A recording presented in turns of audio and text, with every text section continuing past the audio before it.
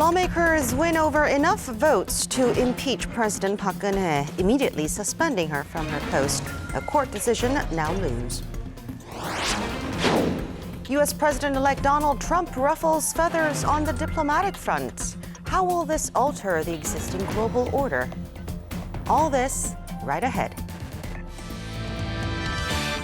Welcome to News Inside. I'm An Jang-hyun. Let's welcome back our panelists. Professor Shin Sang-hyuk from Kyung University Graduate School of International Studies joins us once again. And Dr. Bong Young-sik from Yonsei University Institute for North Korean Studies is with us as well.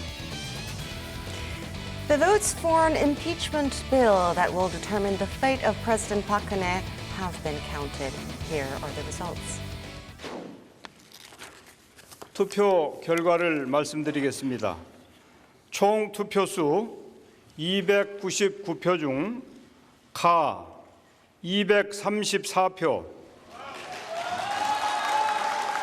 부 56표, 기권 2표, 무효 7표로서 대통령 박근혜 탄핵 소추안은 가결되었음을 선포합니다.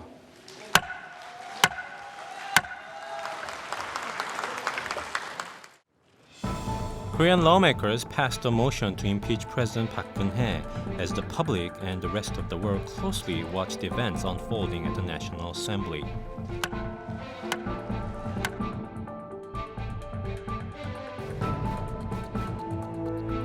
The public sentiment reflected in the massive street protests played a crucial role in the landslide approval. A recent poll showed nearly 75% were in support of impeachment. With this, Korea is for the second time facing the possibility of a presidential impeachment.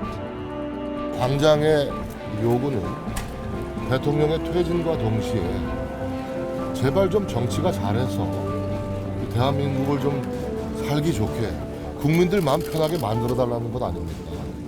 After announcing the results, National Assembly Speaker Jung Se-kyun emphasized state's affairs had ground to halt, pointing out there is a long way to go for the ruling and opposition party. 지금 이 순간부터 우리 국회도 국정의 한 축으로서 나라가 안정될 수 있도록 함께 힘을 모아야 합니다. 경제 그리고 외교 안보 또한 지금 박근혜 게이트로 인해서 밝혀진 이 적폐들을 해소하는 그 세 가지 협의체를 가동을 주말이라도 빨리 신속하게 가동을 시키는 것이 필요합니다. Now with the final decision lying in the hands of the Constitutional Court, we look at some of the major issues such as constitutional reform, special elections, and the special investigation that will reshape Korea's political landscape. So the impeachment motion was passed. What do you think pushed Parliament to finally come together on this? Well, it's very simple and clear. The public, the people want it. So no one can against the people's the mind and decision. As you know very well, such a huge people, the public, throughout the several times of large-sized street protest rally, so many people have clearly insist that the president should step down immediately. So I think on the part of the politicians, parliamentary members, they cannot, say no to such a kind of demand from the public. Mm-hmm. Now, we'd seen a lot of infighting among politicians leading up to this vote. Now that the bill has passed, will things be different? We have to remember that the president has not been impeached yet. The final decision will be made in the Constitutional Court, right, and it is expected to take at least 180 days. It can be shorter, but Constitutional Court can afford to deliberate on this case for 180 days. 6 months is eternity in any politics. So anything can happen for the next few months.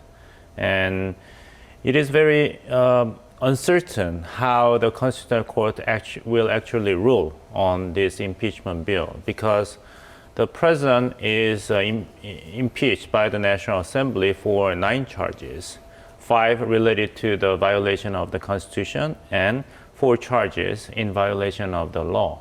And according to the previous constitutional ruling on the former President Roh Moo-hyun's impeachment case, then all these charges, at least one of them, should sufficiently constitute widespread and significant breach of the Constitution and law. And from some constitutional scholars, President Park may have a far stronger case to defend herself than expected, because it is very difficult to establish the actual legal and political connections between the charges and the testimony and the evidence that we will be fined possibly by the special prosecutor. For instance, the President Park in the impeachment bill was charged for the negligence of public duty, but the missing 7 hours during the Sewol incident should be able to prove that the negligence was actually, there's a concrete evidence that there was a negligence committed by the president. So unless the Constitutional Court will find concrete and verifiable evidence for any of these 9 charges, the foundation of the impeachment bill submitted and passed at the National Assembly, then she will be off the hook. So the impeachment bill will actually help President Park Geun-hye to restore her honor and clear her name. Yes, I fully agree with his opinion, but we have to think about, consider the public's responses. Well, throughout the about the 1 hour turmoil, the President Park Geun-hye lost the credibility and the authority or dignity as a leader.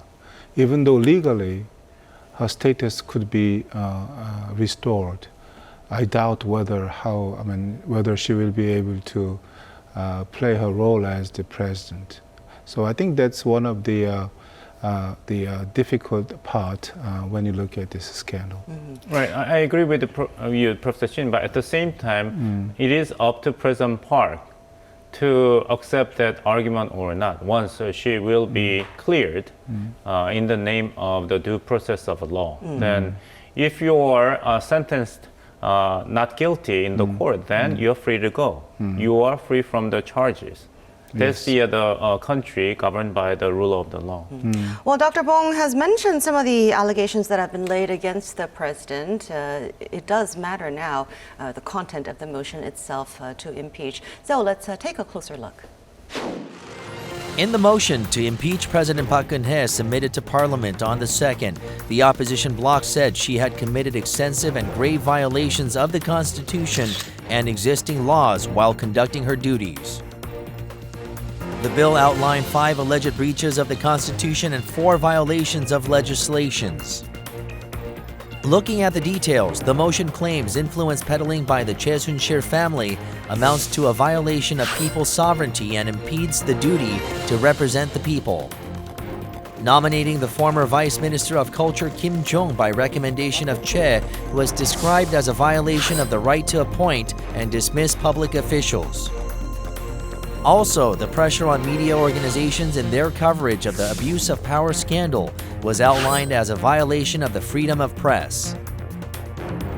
Forcing private companies to make donations or giving them special benefits was claimed to be a breach of property rights and economic order based on the right to freedom.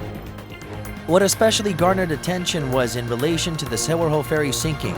The motion claims the president failed to act as the leader of the executive branch, going against the duty to guarantee the human rights of individuals.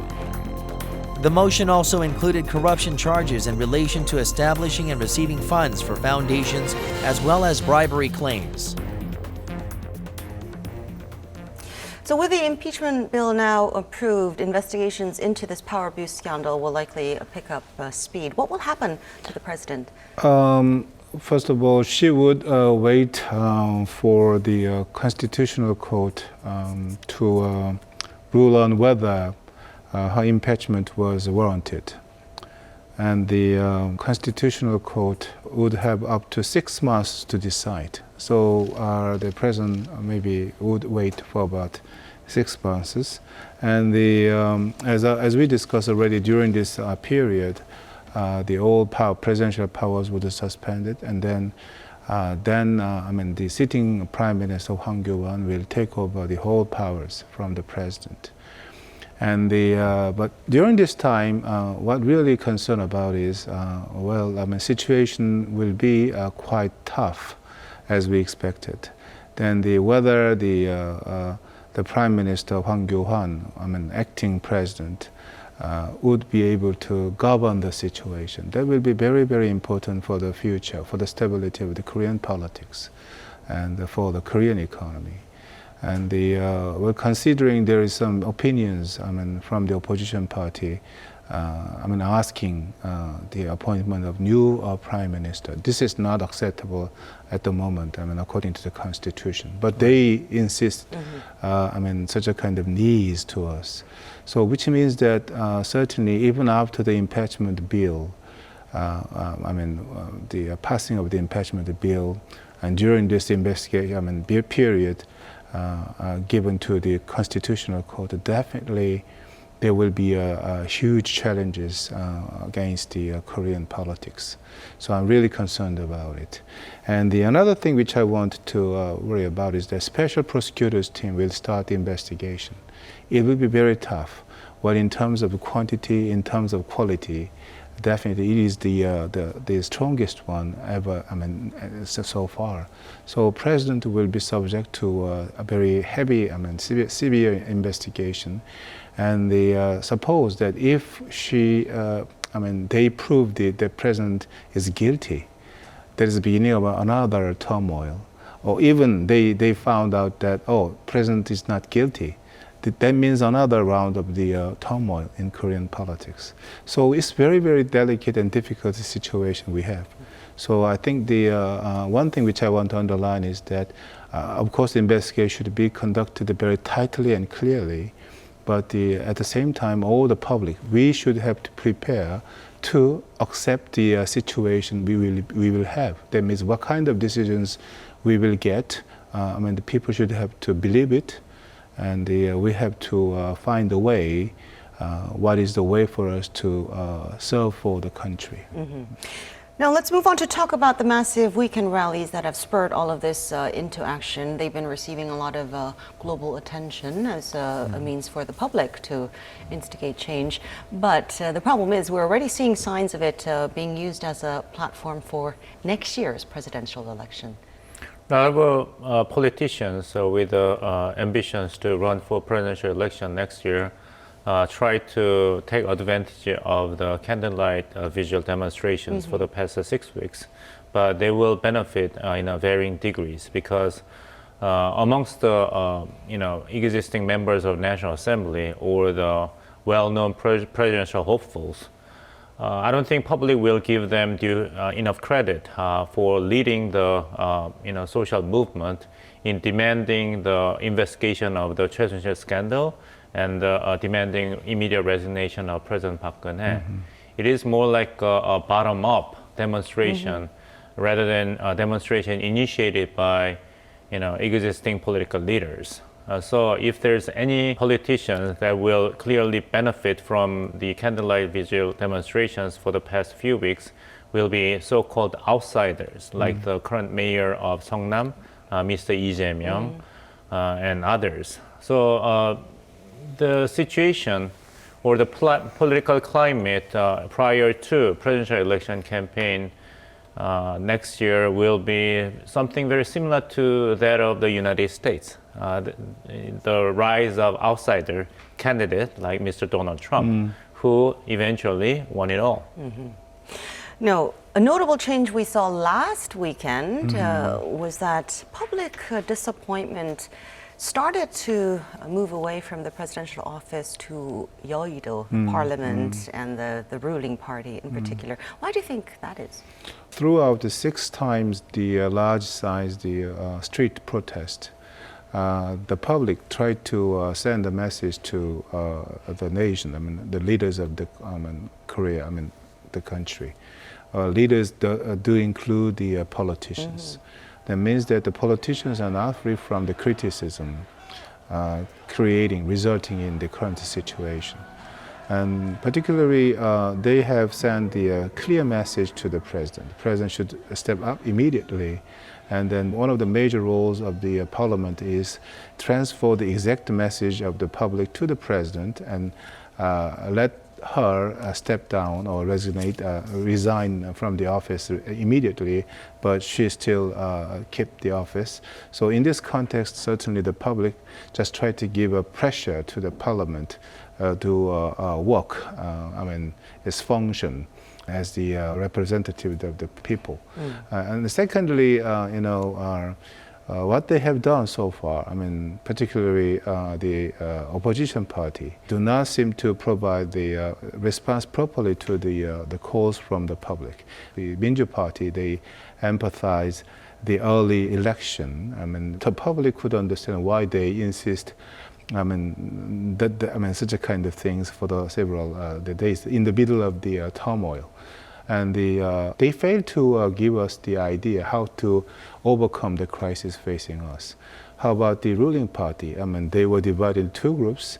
They just spent time to have some solution among themselves. They also did not suggest some idea or some solutions to overcome this crisis. Well, considering all of these things happening in the politics, certainly the public got disappointed. So they want to express their feeling to the parliament by going to the parliament as a group. And so I think in this context we can understand why the people and why the public have done such a kind of things. So for now, there are a lot of ifs hanging in the air. What is evident, though, is that there's public disillusionment toward politics. Do you think eventually it will help Korea build a stronger democracy? I think so. The changes started. But what I want to underline one point. We have to look at the so-called quality of the democracy. Several millions of people participate in the street protest very peacefully. So we have been very successful in expressing our idea in a peaceful way. Well, that is very important part of the democracy. But to improve the maturity of the democracy, how to draw the consensus among the people about specific issues, seems to be very important. The next question then means that how are we going to draw such a kind of consensus among the public?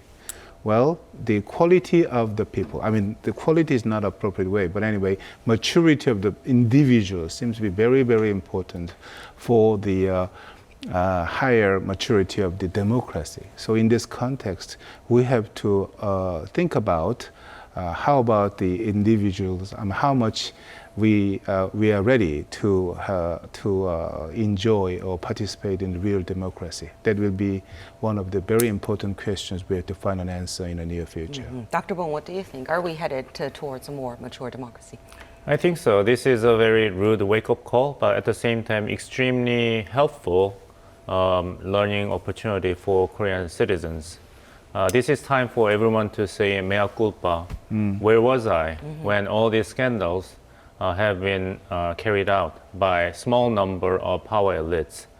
And I like to remind the speech by the very young female student at the last weekend rally that she asked this question: will everything be all right once President Park Geun-hye steps down? We will still be left with the abusive owner of a company when I had to deal with when I was an intern, underpaid, overworking intern. We have to live with abusive parents who refuse to listen to our true voice. And job situation will remain as dire as it has long been. And we are going to deal with very distorted and extremely competitive educational system. So nothing will be changed even after President Park Geun-hye may resign. Then it is our responsibility to set the roadmap for a better society. So this is very painful repetition a reminder of the Korean politics about 40 years ago, as well illustrated by the congressional hearings which summoned the chairpersons of major corporations. That's exactly the same scene in 1988 when we had the first National Assembly congressional hearings that summoned their parents and grandparents. So we have reasons to be disappointed and resigned that nothing really has been changed. But the first step toward improvement is to recognize the reality. You have to face yourself, your bare face, without any deception. So I look up the gospel, and there's a gospel of John, and the chapter 8, verse 32 says that the truth will set you free. But finding the truth is not a beautiful or uplifting experience. Not always. Not always. It's painful, embarrassing experience for most of the time. It's sort of like turning over a stone and you see a lot of maggots and worms, not beautiful flowers. But unless you face the truth, you cannot really make meaningful and fundamental changes. And we are having that moment. Now we have to move on to our next story. Following his unexpected election to Washington's top office, Donald Trump has been making headlines with his surprise moves, a lot of them likely to shake up the order in the international community. We'll take a look at the president-elect's interactions with some of the world's top leaders so far. Long-standing traditions in the U.S. show that president-elects typically have their first phone conversations with conventional allies, such as Britain or Germany. But for President-elect Trump, his first call was with the Egyptian president, leaving British Prime Minister Theresa May 10th in line. Korea's President Park Geun-hye was the 9th to talk to President-elect Trump. Japanese Prime Minister Shinzo Abe was more proactive, not only talking to Trump over the phone, but meeting him in person just 1 week later. 2人の都合の多い時に再びまた会ってさらにより広い範囲についてそしてより深くお話をしようということで一致いたしました。 The phone conversation between the president-elect and Chinese President Xi Jinping took place 4 days after Trump's victory. Especially notable in these exchanges is Trump's decision to talk with the Taiwanese president, going against a practice upheld for 37 years.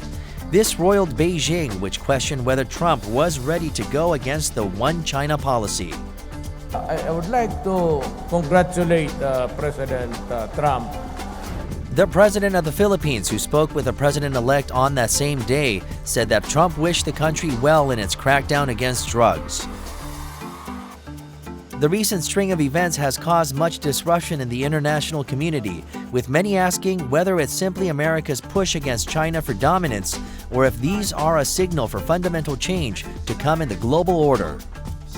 The Chinese government, Beijing, places an enormous priority on this situation, and it's a sensitive matter. One of the biggest surprises was Trump's phone conversation with Taiwanese President Tsai Ing-wen. The U.S. has not had diplomatic relations with Taiwan since 1979. So what's happening here? Well, I think Mr. Trump is, wants to use the relationship with Taiwan as a way to give a pressure the mainland Chinese government, because as you know very well, the USA has been very competed with the mainland China to take the leadership not only in the region but also in the world. In this context, by strengthening the relationship with Taiwan, definitely it can be one of the best tactics to control or give pressure on the Beijing government. Well, but one thing is quite interesting is that from the Taiwan, many people are really worried about some retaliatory action from the mainland China against Taiwan. So we have to wait and see how much effect way for the American government to use this one to control or to have a game with the mainland Chinese government. Well, the phone call has certainly riled China, although Washington did move quickly to reassure Beijing of its commitment to the One China policy. But could this signal a change in future relations under Trump? I don't think so. I would say that it's just a one phone call. Because there are precedences set by the Republican presidencies in the past that usually at the beginning of the term, even before the start of the term, the Republican president-elect or the president would emphasize a traditional security commitment to Taiwan by the United States. Although they also maintain the One China policy as a guiding principle of U.S.-China policy. So U.S. wants to have a cake and eat it too. But there is a precedent that whenever there is an urgent common security interest to be protected and promoted, the United States, even under the Republican leadership, traditionally in favor of Taiwan, U.S.-Taiwan relations, quickly changes posture and emphasize One China policy. One good example is the former George W. Bush administration. The Bush administration allowed then the president of Taiwan, Chen Shui-bian, to make a visit to New York, which the PRC government severely criticized and called it, quote, a despicable breach of trust, violation of the promise to keep the One China policy. And in addition to that, there is a collision, a crash between aircrafts, the Chinese aircrafts and the US reconnaissance aircraft, and the crew members. 24 US crew members of the aircraft made an emergency landing on Hainan Island, and they were detained for 11 days. And President George W. Bush called them hostages kept by the Chinese government and strongly demand their immediate release. And the situation was settled by Bush administration reluctantly issued a message of the apology. The United States government is very sorry for the entering the China's airspace, and the landing did not have a verbal clearances. But after 9/11 happened in 2001, and United States became in desperate need to court China on its side, the Bush administration flipped its Taiwan policy and policy toward Taiwan, like flipping the hand, and invited then Premier of China Wen Jiabao to Washington D.C. and treat him so nicely with the wine and dining, because Bush administration needed to delegate China the authority to keep the Asia-Pacific region calm and controlled.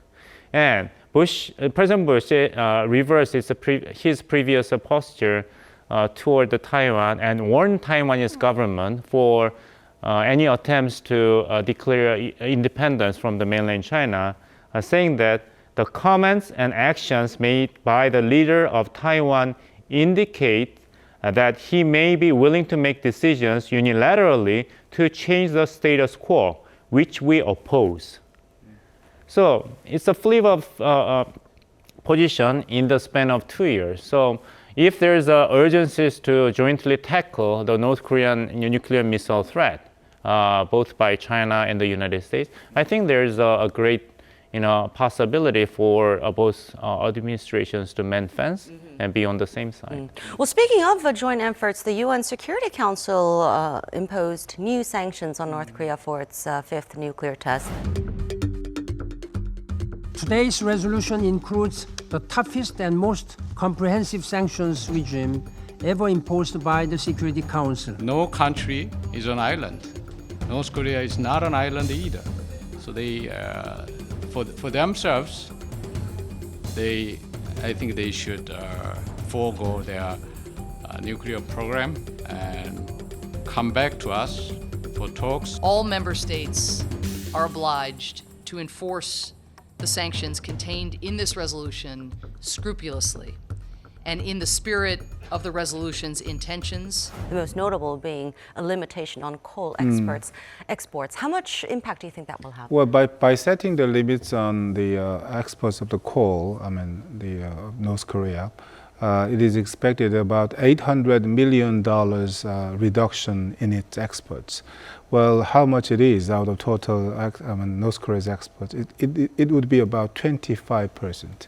So certainly these new sanctions set by the Security Council, UN Security Council, would be a huge impact on the North Korean economy. Of course, the resolution is very much dependent on voluntary action from China. Right. It is very difficult to objectively monitor actual import and export of coal between China and North Korea. So some critics argue that the new Security Council resolution actually gave a blank check to China and North Korea to engage in free trade of coal and other minerals.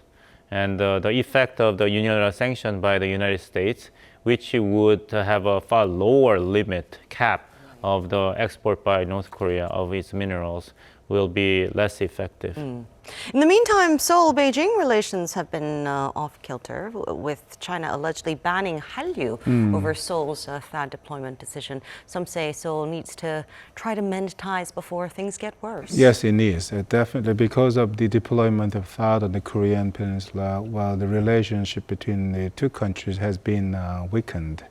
But very recently, the Korean government has clearly they explain, the needs of restoring the relationship with China. Definitely from the summit meeting, which was held before this scandal, the President Park Geun-hye explained why two countries should work together, maintain the relationship together. Even though because of the influence peddling scandal happening in Korea, we cannot see any aggressive measures from the Korean side to increase improve the relationship with mainland China. But considering the economic, the relations, the importance of China as a trading partner for Korean economy, and considering political significance which Chinese the relationship between Korea and Chinese have. So definitely the Korean government should have to widen and deepen the contacts with the mainland Chinese government to restore the relations between two countries. There are signs, though, that U.S.-Russia relations might improve under a Trump leadership. Definitely. As you know, when President Obama, when he saw the Russian invasion into Ukraine, and after that, the President Obama imposed the economic sanctions against Russia. Because of that, Russian economy has been shaken dramatically. Then the Russian currency was forced to be devalued, and then it can be a direct threat to the stability of the financial market of the Russian economy. And because of this one, then Russian economic foundations were shaken dramatically. But as a candidate, presidential candidate, Mr. Trump has emphasized the importance of Russia for the USA and things like that. So definitely we can very carefully forecast that the relationship between two countries could be restored.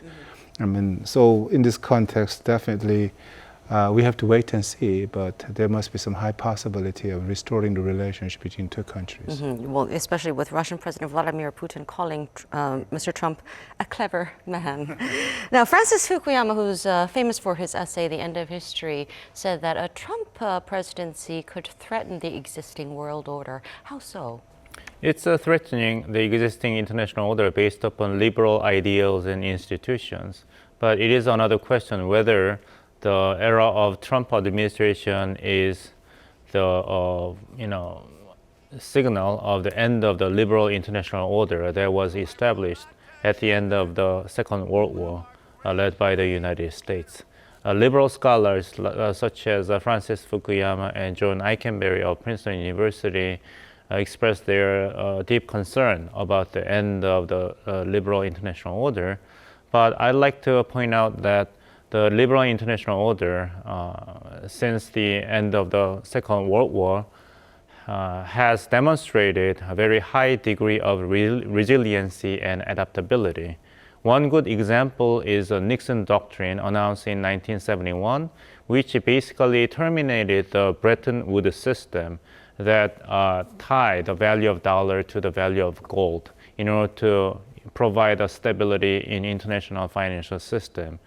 In conjunction with that, Nixon's decisions to free US dollars from the fixed exchange rate to gold.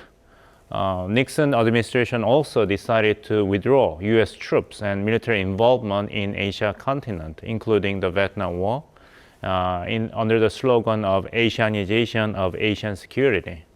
And South Korea was no exception to this Nixon shock, the withdrawal of the US forces from South Korea. But having experienced all this, in addition to the first oil shock in 1970s, all these countries survived and maintained basic foundations for national security and economic prosperity. And South Korea was one of the countries who weathered the challenge of the revolutionary change of US global policy in the 1970s. So if history repeats itself, if past says something about the future, then we have reasons to be confident about our own ability to weather the storm this time again. In the meantime, Trump's unfiltered comments on Twitter especially have a lot of people I think on their he's toes. liking it too much. He likes the attention. Right, he likes the attention. He craves the attention. And I would say that there's a saying that nothing in excess. Everything is subjected to the law of diminishing return. And I think he's smart enough to know this. Well, with all these changes looming, Korea has a political power vacuum. How should we move ahead? Well, it's not an easy question. But definitely, we have to seek for the practical the path. Based on so far over the last several decades, we have taken the diplomatic policies, just putting too much priorities on the relationship with the United States.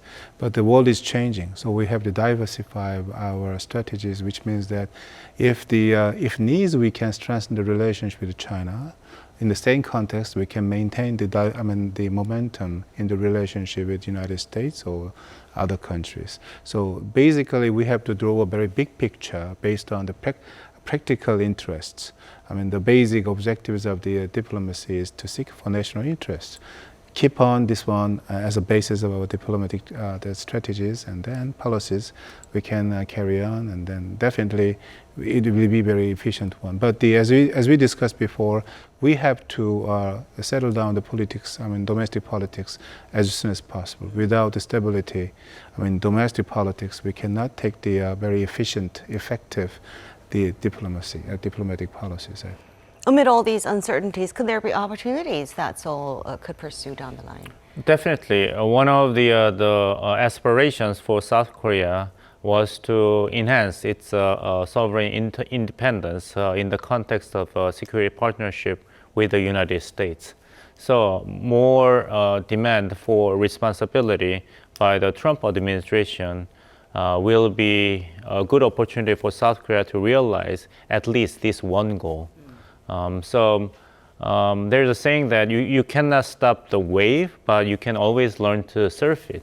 So if there's a wave of pressure coming from the United States, we may not be able to completely stop it, but at least we can learn how to surf it and take some advantage of it.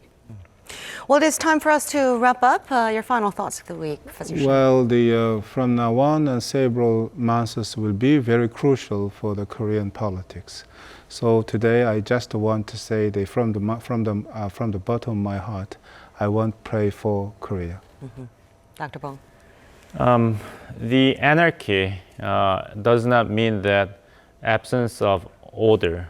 It only means absence of government in a literal sense. So if the impeachment bill will create even more violent and complicated political situations, we have no reasons to lose our hope, because it is time for us to put even more trust in our collective wisdom and rationality to weather the storm. Well, thank you two very much for sharing your thoughts with us today. Thank you. That is all for this edition of News Inside. Thanks for watching. We'll be back with more next week.